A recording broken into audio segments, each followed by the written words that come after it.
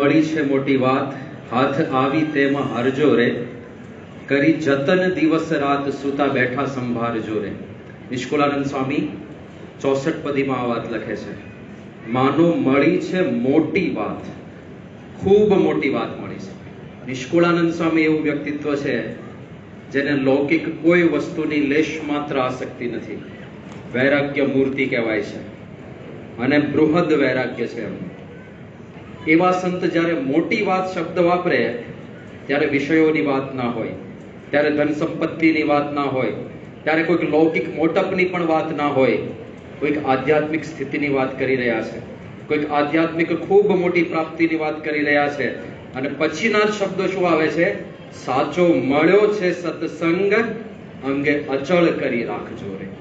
સાચો સત્સંગ મળ્યો છે એને અંગમાં અચળ કરીને રાખજો.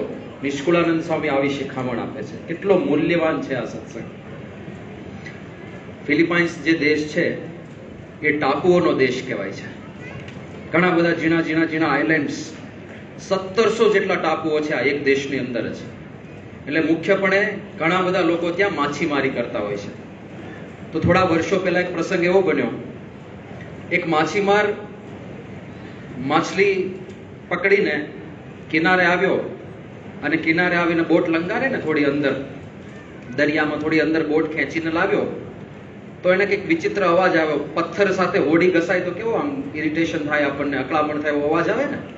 એટલે એની હોડી નીચે કંઈક મોટો પથ્થર હતો, એ ઘસાયો એટલે એને કંઈક અવાજ આવ્યો કે શું છે આવો, કેવો પથ્થર છે. હોડી થોડી ઊંચી કરીને જોયું તો સફેદ કલરનો લગભગ 2 ફૂટ બાય 1.5 ફૂટનો સરસ મજાનો સુવાળો લીસો પથ્થર હતો.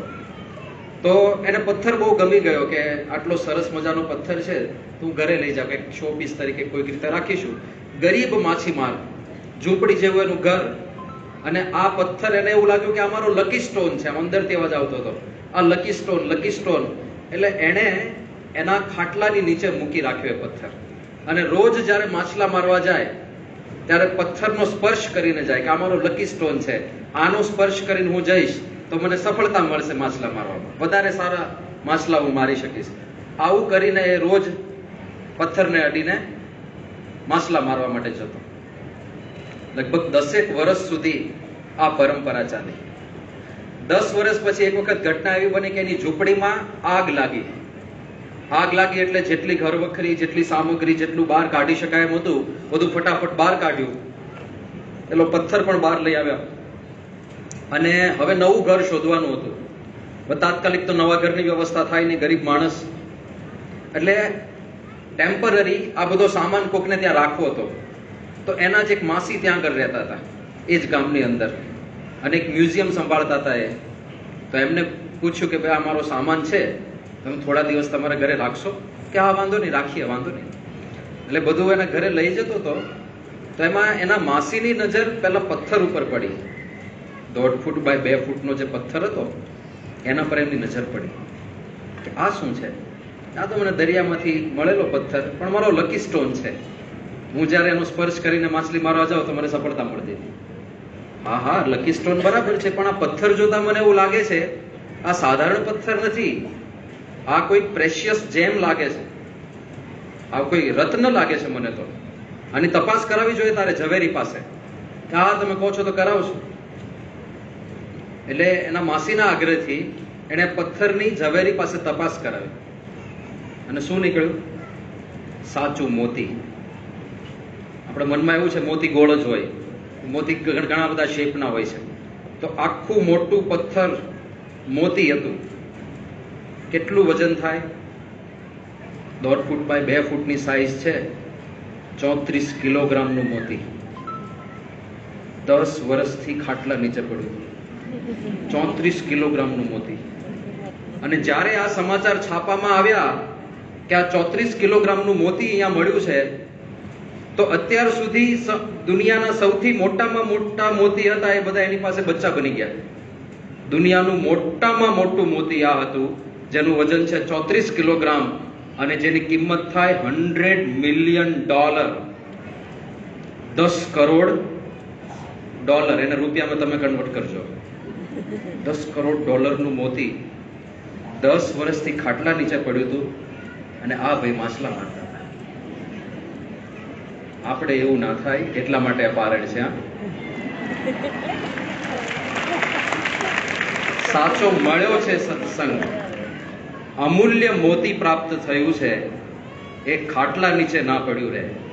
એનો યથાર્થ મહિમા સમજાય, એની યથાર્થ કિંમત સમજાય, એના માટે આ પ્રકારની પારાયણોનું આયોજન થતું હોય છે. તો એ મોતીના અત્યારે આપણે દર્શન કરીએ. સ્ક્રીન ઉપર દેખાય છે તમને?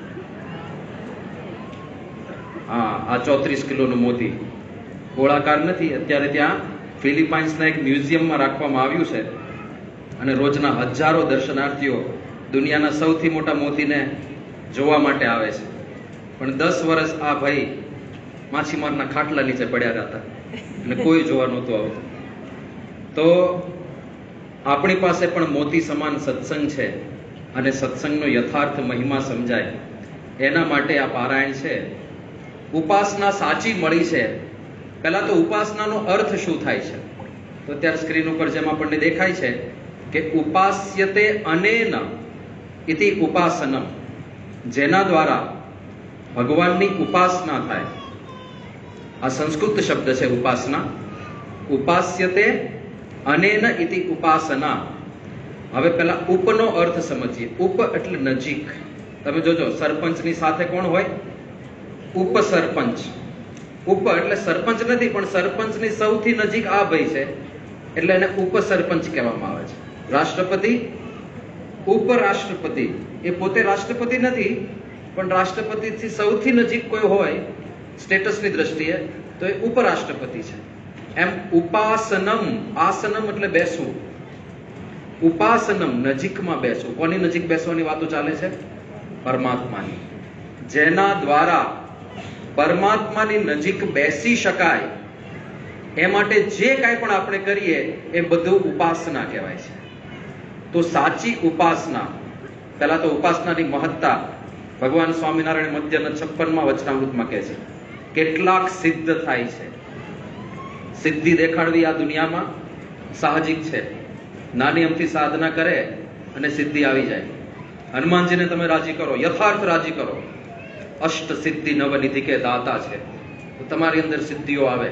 પણ એ સિદ્ધિના માર્ગે જવાનું નથી હોતું, કારણ કે સિદ્ધિઓ ભગવાનના માર્ગે વિઘ્નરૂપ છે. અને આ બધા શાસ્ત્રો કહે છે, આ બધા મહાન સત્તો કહે છે. પણ એમાંય ઉપાસના તો કરવી જ પડે. જેને રાજી કરવા હોય એની નજીક બેસવું છે ને. તમારે નોકરીની અંદર બઢતી જોઈતી હોય તો તમે ઉપાસના તો કરો જ છો. કોની કરો છો? તમારા બોસની. ઉપાસના એની નજીક જવું છે તમારે. એની બાજુમાં જે ખુરશી છે એ તમારે ભરવી છે, તો તમે એની ઉપાસના કરો છો. જે કાંઈ પણ થાય એ બધું ઉપાસનાથી થાય છે. કેટલાક સિદ્ધ થાય છે ને કેટલાક સર્વજ્ઞ થાય છે ને કેટલાક દેવતા થાય છે. જોજો આ દેવતા શબ્દ છે એ ઇન્દ્રાદિક દેવો માટે છે. આપણે ત્યાં ખૂબ વારે વારે શાસ્ત્રોમાં લખેલું છે કે 100 અશ્વમેધ યજ્ઞનું ફળ જ્યારે ભેગું થઈ જાય ત્યારે એ વ્યક્તિ જ ઇન્દ્ર બની જાય. એનું પુણ્ય એટલું વધી જાય કે એને ઇન્દ્રની પદવી મળે. અને એટલા માટે જ આપણે સાંભળીએ છીએ કે 99 યજ્ઞ કોઈ કર્યા હોય ને એટલે ઇન્દ્રનું ઇન્દ્રાસન ડોલવા લાગે. એ ડોલવા લાગે એટલે જોખમમાં છે ખુરશી. ત્યાંય જોખમ છે ખુરશીના, તો જોખમ બધે હોય. તો ઇન્દ્રનું ઇન્દ્રાસન ડોલવા લાગે એટલે 100મો યજ્ઞ પૂરો ના થવા દે. એ વચ્ચે વિઘ્ન નાખવા પ્રયત્ન કરે. તો ઇન્દ્ર પણ થવાય છે, દેવતા પણ થવાય છે. યજ્ઞો કરીને પુણ્ય કમાઈને કેટલાક દેવતા થાય છે. ઇત્યાદિક અનંત પ્રકારની મોટપને પામે છે તથા પરમ પદને પામે છે. પદ શબ્દનો અર્થ થાય છે ધામ, ભગવાનનું સર્વોચ્ચ ધામ. એને પણ જો કોઈ પામે એ સર્વે ભગવાનની ઉપાસનાના બળે પામે છે. પણ ઉપાસના વિના કોઈ વાત સિદ્ધ થતી નથી. તો જે કાંઈ પણ અધ્યાત્મ માર્ગે પ્રગતિ થાય એના માટે એક જ સિદ્ધાંત છે, ઉપાસના કર્યા વગર છૂટકો નથી. ભગવાનની ઉપાસના કરીએ તો ભગવાનની નજીકમાં બેસાય. દેવોની ઉપાસના કરીએ તો દેવોની નજીકમાં બેસાય. લોકો યક્ષ યક્ષિણીની પણ ઉપાસના કરે છે એની નજીકમાં બેસવા માટે. અરે લોકો ભૂત પ્રેતાદિકની ઉપાસના કરે છે એની સમીપમાં જવા માટે. જેની ઉપાસના કરીએ એની નજીકમાં બેસાય. પણ ઉપાસના વગર કોઈ વાત સિદ્ધ ના થાય. હવે આગળ વાત કરે છે મહારાજ, જીવને જેટલી પોતાના ઈષ્ટદેવ જે પરમેશ્વર તેને વિશે નિષ્ઠા હોય તેટલો જ આત્મા અનાત્માનો વિવેક થાય છે. પણ ઈષ્ટદેવના બળ વિના તો કોઈ સાધન સિદ્ધ થતા નથી. હવે ઉપાસનાની અંદર ઈષ્ટદેવનું બળ એવી વાત કરી. કેમ આવી બધી સ્પષ્ટતાઓ કરવી પડે છે? એની પાછળનું રહસ્ય એ છે કે વેદો અને ઉપનિષદો આપણે ત્યાં અનાદિકાળથી પ્રવર્તમાન છે. જ્યારથી આ સૃષ્ટિનું સર્જન થયું ત્યારથી તેને બ્રહ્મ હૃદય આદિ કવયે, બ્રહ્માજીના મુખમાંથી વેદો સર્યા છે. પછી વેદોના સાર રૂપે ઉપનિષદો પણ એ વેદોનો એક ભાગ જ છે. વેદાંત, વેદોનો સાર ત્યાં આગળ પડ્યો છે અને એમાંથી પછી બીજા બધા શાસ્ત્રોનો જન્મ થયો છે. તો વેદોનું જ્ઞાન આપણે ત્યાં વર્ષોથી છે અને શ્રુતિ પરંપરાથી એ વેદો પ્રાપ્ત થયેલા છે. પહેલા લોકોની મેધા એટલી પાવરફુલ હતી, એટલા બુદ્ધિશાળી લોકો હતા કે લખવાની જરૂર નહોતી પડતી. પેન, પેન્સિલ, નોટપેડ કશું રાખવું નહોતું પડતું. ગુરુ બોલે અને શિષ્ય ગ્રહણ કરી લે, સીધું સાંભળીને યાદ રહી જાય. એટલે શ્રુતિ પરંપરા હતી. સાંભળવું, શ્રવણ કરવું એ જ શ્રુતિ. એટલે વેદોનું બીજું નામ છે શ્રુતિ. તો એવી રીતે આ જ્ઞાન પ્રાપ્ત થયું. હવે વેદો તો સચવાયા વર્ષો સુધી, પણ એમાં જે જ્ઞાન, જે મંત્રોનો ઉદ્દેશ્ય છે, એ મંત્રો જે કહેવા માંગે છે, ઉપનિષદો જે કહેવા માંગે છે, એને લૌકિક ભાષામાં કોઈએ સમજાવ્યા નહોતા. એને સરળ ભાષામાં કોઈએ સમજાવ્યા નહોતા. વેદમાં જે સંસ્કૃત છે એ જુદું સંસ્કૃત છે અને લોકમાં પ્રવર્તમાન જે સંસ્કૃત છે એ જુદું સંસ્કૃત છે. વેદોની ભાષા થોડી જુદી પડે છે, પુરાણોની ભાષા થોડી સરળ છે. તો એ વેદોમાં જે ગૂઢ મંત્રો હતા એને સૌથી પહેલા સમજાવ્યા અદ્વૈત મતના આચાર્યોએ. અને એટલા માટે અદ્વૈત મત ખૂબ પ્રવર્તમાન થઈ ગયો. હવે અદ્વૈત મતમાં એક વિચિત્રતા શું દેખાય છે કે એમણે બધું બ્રહ્મ કરી દીધું. એક જ તત્વ છે બ્રહ્મ, એટલે કે એ લોકો બ્રહ્મને પરમાત્મા કહે છે. અને જે કાંઈ પણ ચરાચર સૃષ્ટિ દેખાય છે બધું જ બ્રહ્મ. આ સ્પીકર પણ બ્રહ્મ, આ ઘડિયાળ પણ બ્રહ્મ, આ ટીવી પણ બ્રહ્મ, તમે પણ બ્રહ્મ, હું પણ બ્રહ્મ, કેમેરા પર બ્રહ્મ, સોફા પણ બ્રહ્મ, બધું જ ભગવાન. કેટલી મોટી વિડંબના! તો બંધન કોનું? કામ ક્રોધાદિક કોને વળગે છે? એ પણ બ્રહ્મને વળગે છે, એવું થઈ ગયું. એટલે પ્રશ્ન છે. હવે એ જ્યારે બધા જ બ્રહ્મ હોય, જ્યારે હું પોતે જ ભગવાન બનીને બેઠો હો, તો મારે ભક્તિ કોની કરવાની? એટલે ભક્તિ ખોટી થઈ ગઈ. તો કોની નજીકમાં બેસવાનું? હું પોતે જ ભગવાન છું તો મારે થોડું મારી નજીકમાં બેસવાનું હોય. ઉપાસના ખોટી થઈ ગઈ. ભક્તિ ગઈ, ઉપાસના ગઈ, વિધિ વિધાન ગયા કે આ ધર્મ પાળો, આ સંયમ રાખો, ન જોવાનું ન જોવાય, ન ખાવાનું ન ખવાય, એ બધું ઉડી ગયું. બહુ મોટો પ્રશ્ન સર્જાયો. એટલા માટે અદ્વૈત મતના ખંડન કરનારા આચાર્યો પાછળથી ઉદ્ભવ્યા છે. એટલા માટે આ ઉપાસનાના ઉપદેશો શ્રીજી મહારાજને આપવા પડ્યા છે કે કોઈ ખોટા માર્ગે ના જતા રહે. નહીં તો આ તો કેવી વિચિત્રતા છે. તમે પણ ભગવાન, હું પણ ભગવાન. આજે ભગવાનને સાંભળવા આવ્યા છે. મનાય એવું છે? પતિ પત્ની વચ્ચે ઝઘડો થાય, ઓ ભગવાન સાથે બાખડ્યા, અને જોવા માટે ઘણા બધા ભગવાન ભેગા થઈ ગયા. એવું થયું ને આ તો, કે ભગવાનને ભગવાન વેચે છે. શાકભાજી લેવા તમે જાઓ તો શાકભાજી પણ ભગવાન, વેચનારો પણ ભગવાન અને લેનારો પણ ભગવાન, અને પૈસા પણ. તો ભગવાનને ભગવાન આપીને ભગવાન ખરીદે છે. આવું થયું. થાય આવું? તો એ મતમાં આ પ્રશ્ન હતો. એટલે પાછળથી જે આચાર્યો થયા એમણે સમજાવ્યું કે ભગવાનની ભક્તિ ઉપાસના વગર મુક્તિ ના થાય. આ બધું અધૂરું જ્ઞાન છે. એવું નથી બધે બ્રહ્મ વ્યાપ્ત છે, બધાની અંદર બ્રહ્મ રહ્યા છે, એ બધી વાતો તો સાચી જ છે. વેદના મંત્રો કઈ ખોટા નથી, પણ એને સમજવામાં ભૂલ થઈ રહી છે. અને એટલા માટે ઉપાસનાનું પ્રતિપાદન ભગવાન સ્વામિનારાયણે વારંવાર કર્યું છે. પણ એ ઉપાસના યથાર્થ ક્યારે થાય?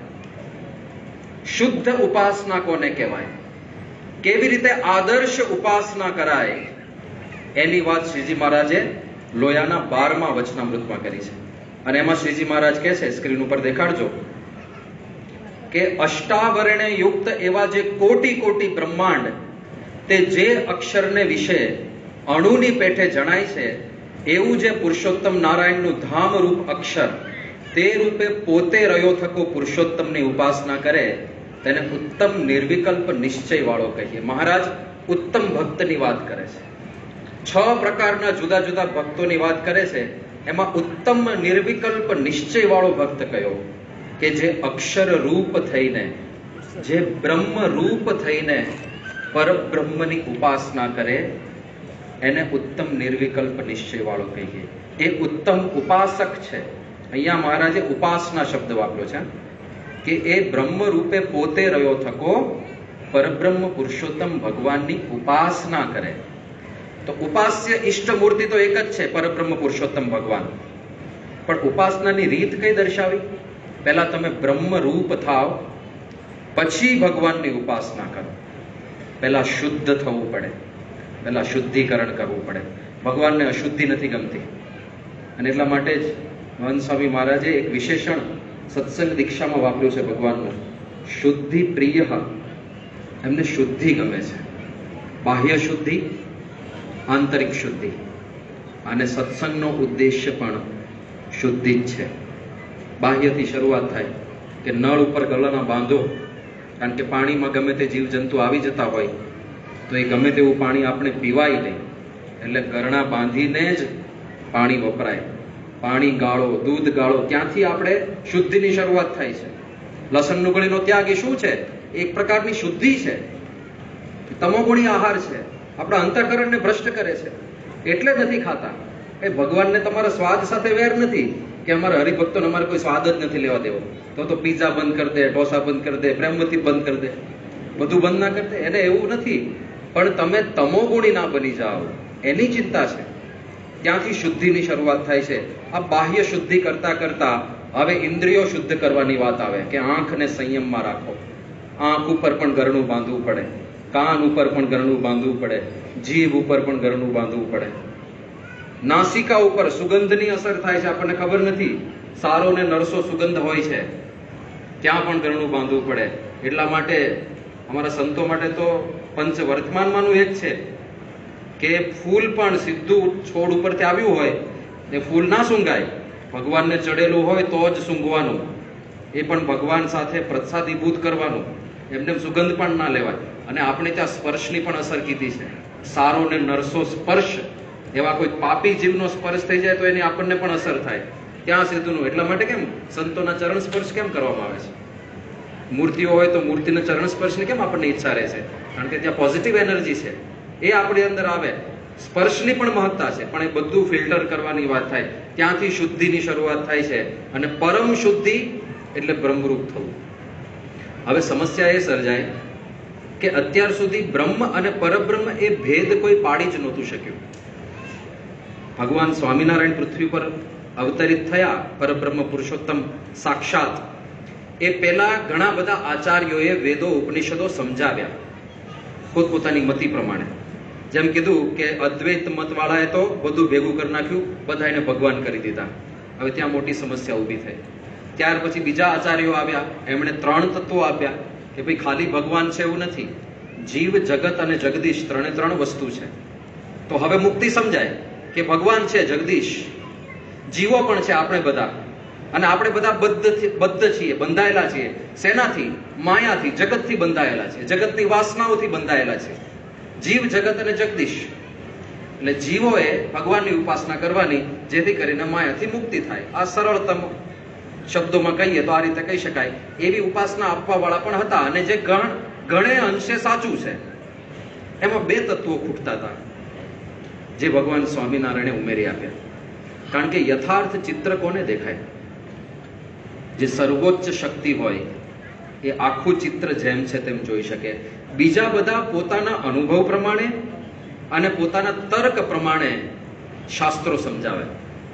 હવે તમે જુઓ, આ જગતની સિસ્ટમને સમજવા માટે 3 તત્વો પૂરતા છે. એટલે કોઈ 3 તત્વોથી બહાર ના નીકળી શક્યા.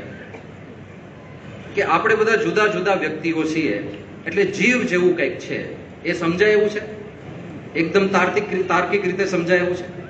બીજું, આપણે બધા બદ્ધ છીએ, દુઃખી થઈએ છીએ, વ્યક્તિમાં બંધન થઈ જાય છે, જગ્યામાં બંધન થઈ જાય છે, વસ્તુઓમાં, વિષયોમાં બંધન થઈ જાય છે.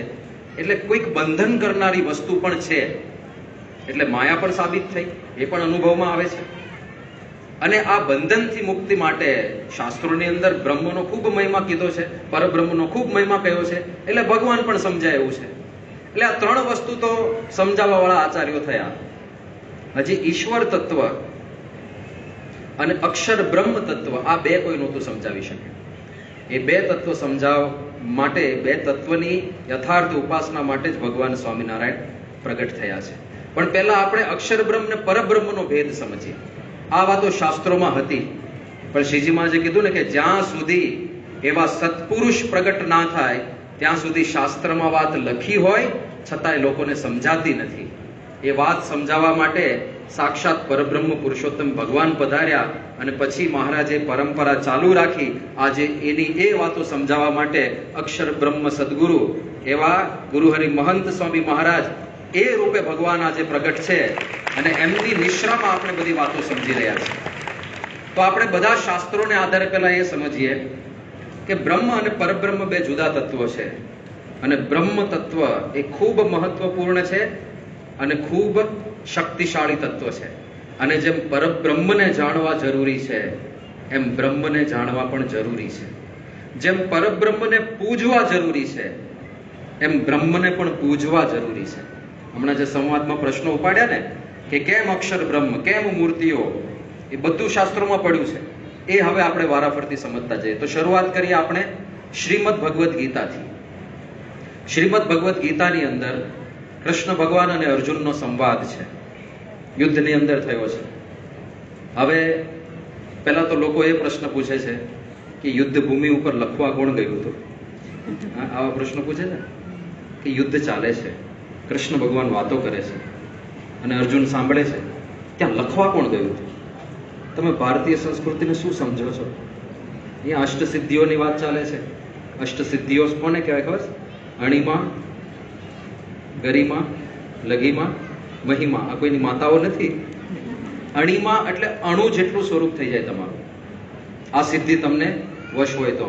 હવે આ વાતો સાંભળીને સિદ્ધિ પ્રાપ્ત કરવા પ્રયત્ન ના કરતા, કારણ કે તમે નાના થઈ જાવ એનાથી કોઈને કઈ ફરક પડવાનો નથી. તો અણુ જેટલું સ્વરૂપ થઈ જાય. તમે જોજો હનુમાનજી જયારે લંકામાં ગયા ત્યારે અણુ સ્વરૂપ ધારણ કરીને ગયા હતા. સૂક્ષ્મ રૂપ ધરી સિંહઈ દિખાવા, વિકટ રૂપ ધરી લંક જલાવા. તેમને અષ્ટસિદ્ધિઓ વશ હતી. અણીમાં અણુ જેટલું સ્વરૂપ, મહિમા ખૂબ મોટું સ્વરૂપ, ગરિમા એટલે ફૂલ જેવા તમે, ગરિમા એટલે ગુરુ, અત્યંત વજનદાર બની જાવ, કોઈ તમને ઉચકી ના શકે એવા વજનદાર. અને લઘીમાં ફૂલ જેવા તમે હલકા બની જાવ, એ તમને કોઈક આમ હાથમાં નચાવી શકે. આમ તો કોઈક ને કોઈક આપણને નચાવતું જ હોય છે, પણ આ તો લિટરલી વાત કરું છું કે આપણું વજન એટલું હલકું થઈ જાય કે કોઈ આપણને ટચલે આંગળી ઉંચકી શકે. આ બધી સિદ્ધિઓની વાત આપણે ત્યાં છે. આપણે ત્યાં દૂરદર્શન, દૂર શ્રવણની વાતો છે. ખાલી સિદ્ધિઓ ત્યાં સાધના કરવાથી આપણી ઇન્દ્રિયોનો વિકાસ એટલો થઈ શકે કે તમે અહીંયા બેઠા બેઠા વગર ઇન્ટરનેટે અમેરિકા જોઈ શકો. અહીંયા બેઠા બેઠા 1000 માઇલ દૂર જે વાતો થતી હોય એ વાતો સાંભળી શકો. એ સિદ્ધિઓની વાત આપણી પરંપરાની અંદર છે. અને સંજયને એ સિદ્ધિ હતી એટલે એ યુદ્ધમાં નથી બેઠા, એ તો રાજમહેલમાં બેઠા છે. અને ત્યાં બેઠા બેઠા એ ધૃતરાષ્ટ્રને યુદ્ધની અંદર શું ચાલી રહ્યું છે એ બધું સમજાવે છે. એટલે ત્યાંથી એને દેખાય તો છે જ, એ જોઈ પણ શકે છે, એ સાંભળી પણ શકે છે. એટલે દૂરદર્શન, દૂર શ્રવણ એ આપણે ત્યાં ખૂબ સાહજિક હતું. હવે જે કેવળ બુદ્ધિજીવી હોય, બુદ્ધિને આધારે જીવતા હોય, એને આ બધું વસ્તુઓ નથી સમજાવવાની. પણ થોડા જે અધ્યાત્મ માર્ગે પગલા માંડે તો એને ખબર પડે કે આ એક જુદી ભૂમિકાની વાતો ચાલે છે. આપણે તો 14 લોકના બ્રહ્માંડની વાત છે. ખાલી મૃત્યુ લોક જ તમને દેખાવાનો છે આંખો કરીને, કારણ કે આંખોની લિમિટેશન છે. એક મર્યાદાની અંદર આપણે જોઈ શકીએ છીએ, એનાથી વધારે જોઈ શકતા નથી. આ કાનની લિમિટેશન છે. અમુક મર્યાદિત વસ્તુઓ જ આપણે સાંભળી શકીએ છીએ, એનાથી બહાર આપણે સાંભળી શકતા નથી. એટલે શાસ્ત્રો પર પ્રશ્નો ઉઠાવવાની જરૂર નથી. ત્યાંથી શરૂ કરીએ. અર્જુન અને કૃષ્ણનો સંવાદ છે. અર્જુન નિરાશ થઈને બેસી ગયા છે. અને સાધારણ રીતે માન્યતા એવી છે કે અર્જુનને ફરીથી યુદ્ધમાં જોડવા માટે કૃષ્ણ ભગવાન ગીતા બોલે છે. એવું નથી, કારણ કે ગીતામાં જ કૃષ્ણ ભગવાન એક વાત અર્જુનને કહે છે કે યદ અહંકારમ સમાશ્રિત્ય ન યોત્સ ઇતિ મન્યસે મિથ્યાયમ વ્યવસાયસ્તે પ્રકૃતિસ્ત્વામ નિયોક્ષ્યતિ. કે જે અહંકારનો આધાર લઈને તું એવું સમજે છે કે ન યોત્સે, હું નહીં લડું, પણ યાદ રાખજે અર્જુન, મિથ્યાયમ વ્યવસાયસ્તે, વ્યવસાય એટલે આપણે ગુજરાતીમાં દેશી ભાષામાં કહીએ તો ધંધો. કૃષ્ણ ભગવાન કહે છે કે તે અવળા ધંધા આદર્યા છે. મિથ્યાયમ વ્યવસાયસ્તે, આ તારો મિથ્યા વ્યવસાય છે. કેમ? પ્રકૃતિસ્ત્વામ નિયોક્ષ્યતિ, કે તારી પ્રકૃતિ ક્ષત્રિયની છે. તો અત્યારે ભલે ધનુષ બાજુમાં લઈને બેસી ગયો, ખાલી કૃષ્ણ ભગવાને ગીતા ઉદ્બોધવાની શરૂઆત ના કરી હોત અને તમે 2 ઘડી પછીનું દ્રશ્ય વિચારો, શંખનાદ થઈ ગયો છે. શંખનાદ એટલે યુદ્ધ આરંભ કરવાનો સંકેત છે. એકવાર શંખનાદ થાય પછી એક જ શબ્દ બોલાય, આક્રમણ, સીધું દોડવાનું જ હોય.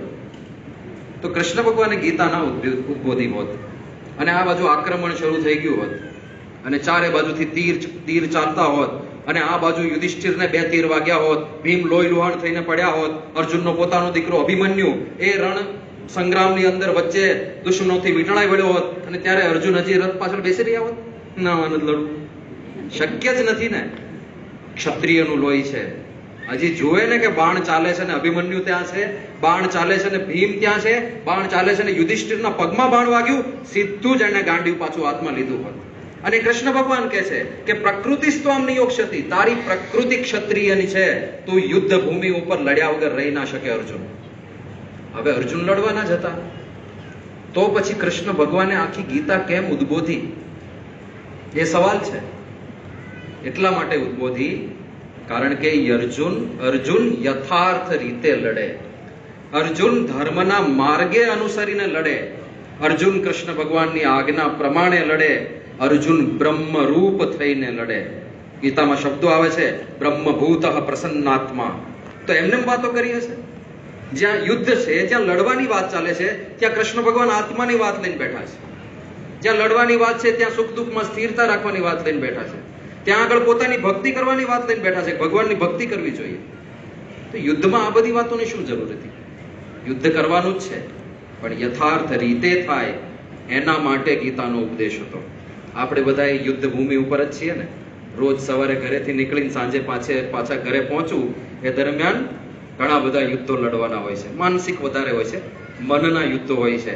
કોકને પ્રમોશન મળે ને આપણને ના મળે, આપણું કામ એના કરતા સારું હોય પણ એનું PR આપણા કરતા સારું હોય એટલે પ્રમોશન એને મળે. આપણા મનમાં તો ગડમથલ થવાની જ છે.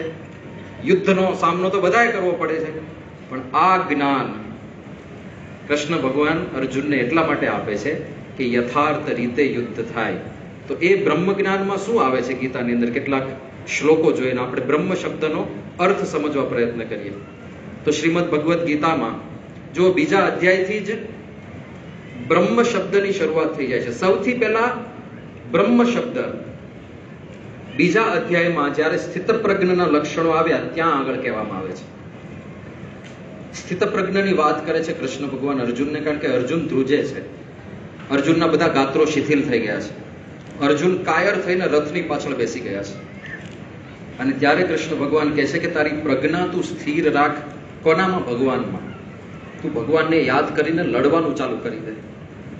અને ત્યારે અર્જુન એક પ્રશ્ન પૂછે છે કે પ્રભુ, સ્થિત પ્રજ્ઞસ્ય કા ભાષા સમાધિસ્થસ્ય કેશવ. હે કેશવ, એવા સ્થિતપ્રજ્ઞ પુરુષ એ કેવા હોય? સ્થિતધિ કિમ પ્રભાષેત, એ કેવી રીતે બોલે? કિમ આસીત, એ કેવી રીતે બેસે? વ્રજેત કિમ, એ કેવી રીતે ચાલે? કેવા હોય સ્થિતપ્રજ્ઞ પુરુષ? એની જરા મને વાત કરો. અને ત્યારે કૃષ્ણ ભગવાન જ્યારે વાત કરે છે ને, હવે સ્થિતપ્રજ્ઞ પુરુષના લક્ષણો શરૂ થાય છે. પ્રજાહાતિ યદા કામાન સર્વાન પાર્થ મનોગતાન આત્મન્યેવ આત્મના તુષ્ટસ સ્થિતપ્રજ્ઞસ તદોચ્યતે. કોને સ્થિતપ્રજ્ઞ કહેવાય? પ્રજહાતિ યદા કામાન, જ્યારે બધી લૌકિક ઈચ્છાઓ છોડી દેવામાં આવે ત્યાંથી સ્થિતપ્રજ્ઞતાની શરૂઆત થાય છે. જે આપણે બધાએ એક દિવસ અચીવ કર્યા વગર છૂટકો નથી. કામાન એટલે ઈચ્છાઓ. આપણને દુખી કોણ કરે છે? ઈચ્છાઓ. સમજો, તમને ગુસ્સો આવ્યો, તપાસ કરજો તમારી કોઈક ઈચ્છા દબાઈ છે. તમે અંદર મનમાં ને મનમાં મૂંઝાવ છો, યાદ રાખજો તમારી કોઈક ઈચ્છા પૂરી નથી થઈ એટલે જ મૂંઝવણ થાય છે. દુખી કોણ કરે છે? ઈચ્છા. તમને માનની ઈચ્છા છે અને માન ના મળ્યું, દુખી. તમને વિષયની ઈચ્છા છે અને વિષય ના મળ્યા, દુખી. પ્રસાદમાં સાંભળ્યું પાઉંભાજી છે, આજે નથી, મને ખબર નથી શું છે, આ તો ખાલી એક ઉદાહરણ આપું છું. હવે શબ્દ સાંભળે ને એટલે મીટર ચાલુ થાય અહીંયા. સ્વામી એવું પૂરું કરો તો કંઈક મળે જલ્દી. તો ઈચ્છા જાગીને આપણે નીચે કાઉન્ટર પર ગયા અને આપણે જોયું કે આપણા 5 વ્યક્તિ પહેલા સુધી બ્રેડ હતા ને પછી પૂરા થઈ ગયા, અને આપણા આગલા વ્યક્તિ સુધી ભાજી હતી ને પછી એ પૂરી થઈ ગઈ. તો આપણે કદાચ સત્સંગમાં આટલા વર્ષોથી કથા વાર્તા સાંભળી છે એટલે કશું બોલીએ નહીં, કશું કદાચ રિએક્શન પણ ના આપીએ, પણ આનું અન્યા તો થાય કે આ સંતોને પગે લાગવા ના રહ્યા હોત ને તો આ મળી ગયું. અને જે બારોબાર ઉભા થઈને જતા રહે છે ને એ લોકો પહેલો વારો. જ્યારે કોઈ પણ ઈચ્છા દબાય ત્યારે દુઃખ થાય. તો પ્રજહાતિ યદા કામાન સર્વાન પાર્થ મનોગતાન, જ્યારે મનમાં ઉદ્ભવેલા બધી જ ઈચ્છાઓ એ બધી ક્ષય પામી જશે, બધી છૂટી જશે. અને આત્મની એવ આત્મના તુષ્ટ, અને પરમાત્માથી જ સંતુષ્ટ રહેશે. એટલે એને કોઈ લૌકિક વિષયોની ઈચ્છા જ ના રહે. અને આપણને દેખાય છે એવા પુરુષો, આપણા સદગુરુ સંતો સામે જોઈ લો ને, એમને કોઈ લૌકિક ઈચ્છાઓ જ નથી, કોઈ વાસના જ નથી. આ ખવાય, આ ખાઈ લઉં, પેલું ખાઈ લઉં, આ જોઈ લઉં, પેલું જોઈ લઉં, આ પ્રકારનું કંઈક સાંભળી લઉં. ભગવાનમાં જ અલમસ્ત હોય. હમણાં ઘનશ્યામ બાપાએ ઉલ્લેખ કર્યો કે મોહન સાહેબ મહારાજ લંડન ગયા છે, તો કે ફરવા નથી ગયા. મોહન સાહેબ મહારાજનું રૂટીન તમે જો એનું એ જ છે, અહીંયા જે હોય એ જ પૂજા દર્શન, એ જ હરિભક્તો સાથે મુલાકાત, એ જ સભાની અંદર જઈને આશીર્વાદ આપવાના, એ જ બધાને મળવાનું, બધાના પ્રશ્નો સાંભળીને ઉત્તર આપવાના. એ અહીંયા હોય કે લંડનમાં હોય કે અમેરિકામાં હોય, ફરવા ક્યાં જાય છે? જોવા નથી જતા કશું. તો આ લોકની ઈચ્છાઓ ટળી ગઈ હોય. તો આ રીતે આખા સ્થિત પ્રજ્ઞના લક્ષણો ત્યાં આગળ ભગવાન કૃષ્ણ એ વર્ણવે છે. દુઃખેશુ અનુદ્વિગ્ન મનાહા, બીજા શ્લોકમાં કહે છે દુઃખની વચ્ચે પણ એને ઉદ્વેગ ના થાય.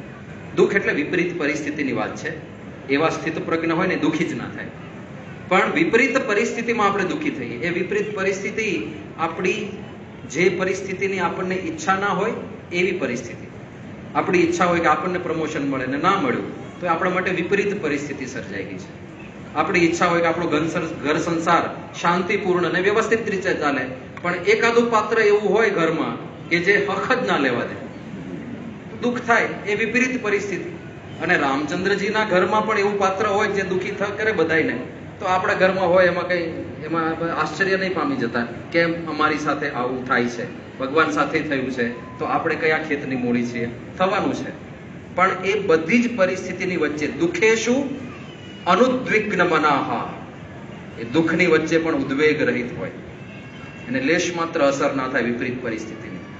સુખેશુ વિગત સ્પૃહ, અને સુખની પરિસ્થિતિ થઈ જાય એનાથી કઈ પોતાને વિશેષ ના માની લે, એનાથી પોતે સુખ ના માને કે હવે આપણો જમાનો આવ્યો. ઘણાના ટી શર્ટ ઉપર મેં લખેલું વાંચ્યું, અપના ટાઈમ આયેગા, એવું લખતા હોય છે ને કઈક, અપના ટાઈમ આયેગા, આપણો સમય આવશે. ભાઈ જો જ્ઞાન થઈ જાય ને તો 24 કલાક તમારો જ ટાઈમ છે, તમને ખાલી ખબર નથી, તમને ખાલી જ્ઞાન નથી કે તમારો ટાઈમ ઓલરેડી છે જ. તો આ બ્રહ્મ જ્ઞાનની વિશેષતા છે. તો એનાથી એમ માની ના લે. સુખેશુ વિગત સ્પૃહ, માન પ્રતિષ્ઠા મળે, લૌકિક સુખો મળે, વિષયો મળે, એનાથી એ નિસ્પૃહ રહેતા હોય છે. વીત રાગ ભય ક્રોધ સ્થિતધીર મુનિરુચ્યતે, જે રાગ ભય અને ક્રોધથી પર થઈ ગયા હોય, કોઈ જગ્યાએ રાગ ના હોય, આસક્તિ ના હોય, અને લેશ માત્ર કોઈનો ભય ના હોય, જે દ્વેષ ના કરતા હોય કોઈની સાથે. તો આવા બધા લક્ષણોનું નિરૂપણ કરે અને પછી ઉપસંહાર રૂપે આ બધા લક્ષણો કયા પછી આ લક્ષણો જેની અંદર હોય એને કઈ સ્થિતિ કહેવાય. છેલ્લો શ્લોક છે બીજા અધ્યાયનો, એષા બ્રાહ્મી સ્થિતિ પાર્થ નૈનામ પ્રાપ્ય વિમુહ્યતિ. અર્જુન, આને બ્રાહ્મી સ્થિતિ કહેવાય. આ બ્રહ્મની સ્થિતિ છે. અને પછી શું વાત કરે છે? ન એનામ પ્રાપ્ય વિમુહ્યતિ. આ સ્થિતિને કોઈ પ્રાપ્ત કરી લે પછી એને ક્યારેય મોહ નથી થતો.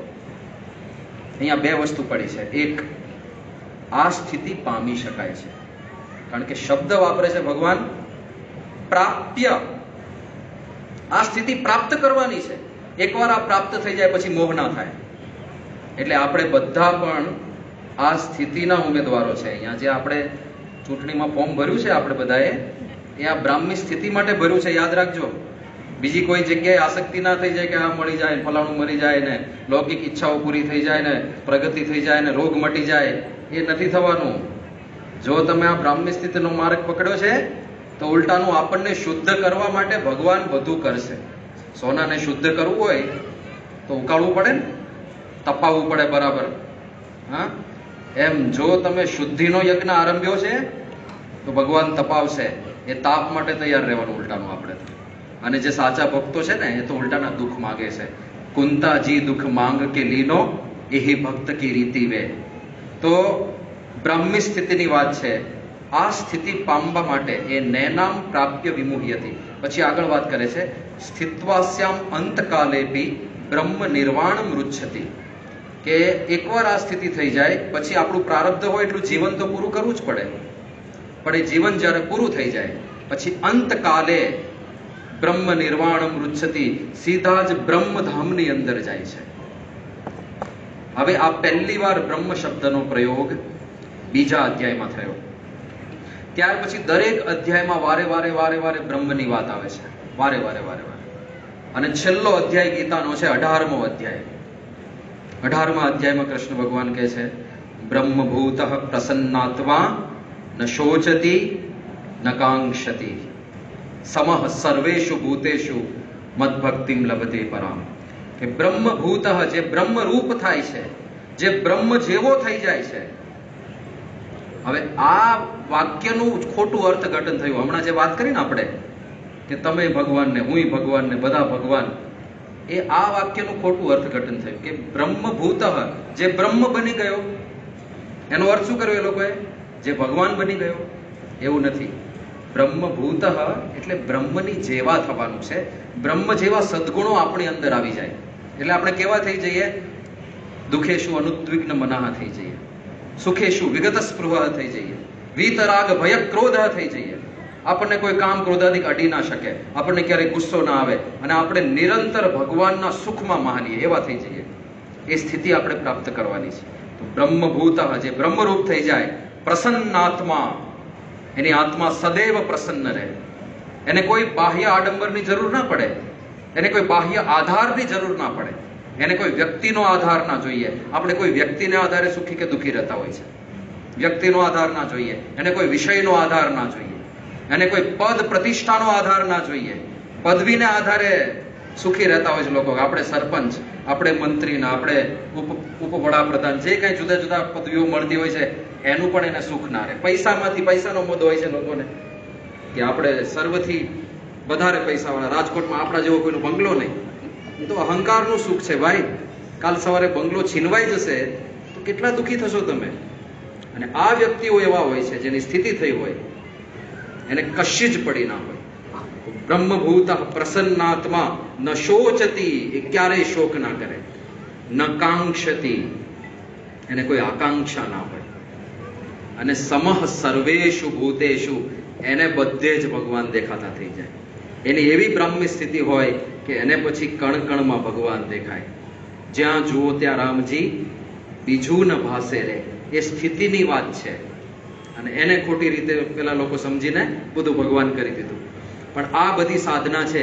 એટલે ગીતાના આખા 18 અધ્યાયમાં તમે એક દોર ચાલતો જુઓ તો વારે વારે બ્રહ્મ શબ્દનો ઉલ્લેખ છે. એમાંથી કેટલાક અધ્યાયોનો અહીંયા આગળ આપણે દાખલો લઈએ. સ્ક્રીન દેખાડજો. જુઓ હવે બીજા અધ્યાયમાં એશા બ્રાહ્મી સ્થિતિ, ત્યાં બ્રહ્મ શબ્દનો ઉલ્લેખ આવ્યો. ત્રીજા અધ્યાયમાં સર્વગતમ બ્રહ્મ. ઘણી બધી વખત છે, આ તો મેં એક એક એક્ઝામ્પલ મૂક્યા છે ખાલી. સર્વગતમ બ્રહ્મ, ત્યાં બ્રહ્મની વાત આવી. ચોથા અધ્યાયમાં બ્રહ્માર્પણમ, બ્રહ્મ હવિર, બ્રહ્માગ્નો, બ્રહ્મણાહુતમ, આ એક જ શ્લોકની અંદર અનેક વખત બ્રહ્મની વાત આવે છે. પાંચમા અધ્યાયમાં સ બ્રહ્મ યોગ યુક્તાત્મા સુખમ અક્ષયમ અશ્નુતે, ત્યાં પણ બ્રહ્મની વાત છે. છઠ્ઠા અધ્યાયમાં બ્રહ્મભૂતમ બ્રહ્મ સંસ્પર્શમ, ત્યાં બ્રહ્મની વાત છે. સાતમા અધ્યાયમાં બ્રહ્મ તદ્વિદુઃ. એટલે વારે વારે બ્રહ્મ શબ્દ આવે છે. હવે આટલી બધી વખત બ્રહ્મ શબ્દ આવ્યો ને એટલે 8મા અધ્યાયની અંદર અર્જુન એક પ્રશ્ન પૂછી લે છે. કારણ કે 7 અધ્યાય સુધી પહેલા બીજા જ અધ્યાયમાં જ્યાં આટલી મોટી સ્થિતિની વાત કરી ત્યાં બ્રાહ્મી સ્થિતિ શબ્દ વાપર્યો. અને પછી આ જોયું એમ 7 અધ્યાય સુધી વારે વારે બ્રહ્મ બ્રહ્મ બ્રહ્મ બ્રહ્મ. એટલે 8મા અધ્યાયનો શરૂઆતનો જ શ્લોક, એમાં અર્જુન પ્રશ્ન પૂછે છે કે પ્રભુ કિમ તદ બ્રહ્મ, ક્યારના તમે બ્રહ્મ બ્રહ્મ કરો છો, એ બ્રહ્મ છે શું? અને કૃષ્ણ ભગવાનનો જવાબ જુઓ. આગળ જવાબ આવે છે, અક્ષરમ બ્રહ્મ પરમમ. માયાથી પર એવું અક્ષર, એ જ બ્રહ્મ સમજે. હવે અહીંયા અક્ષર એક નવો શબ્દ પાછો આવ્યો. હવે તમને અક્ષર પુરુષોત્તમ ઉપાસનાના મર્મ અહીંયા સમજાશે. કોણ છે એ બ્રહ્મ? જવાબમાં કૃષ્ણ ભગવાન કહે છે કે માયાથી પર એવું એક અક્ષર નામનું તત્વ છે, એ જ બ્રહ્મ છે. હવે બીજા બધા આચાર્યોમાં તકલીફ શું થઈ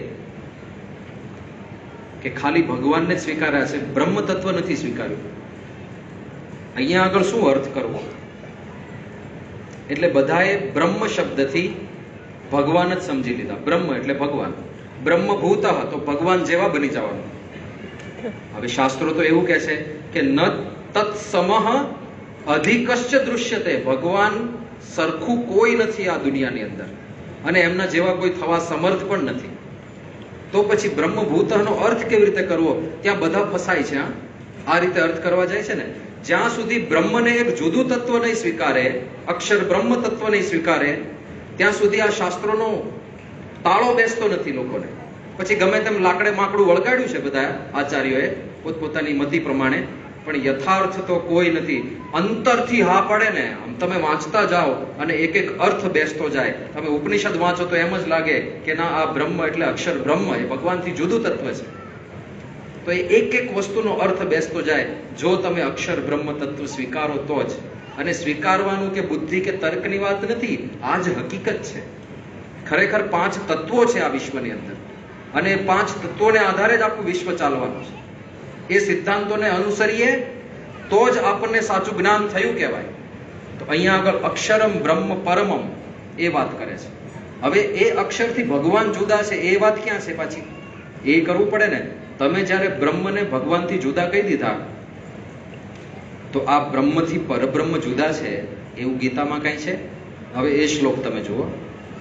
આગળ 15મા અધ્યાયની અંદર આ વાત આવે છે. બહુ સરસ વાત છે આ.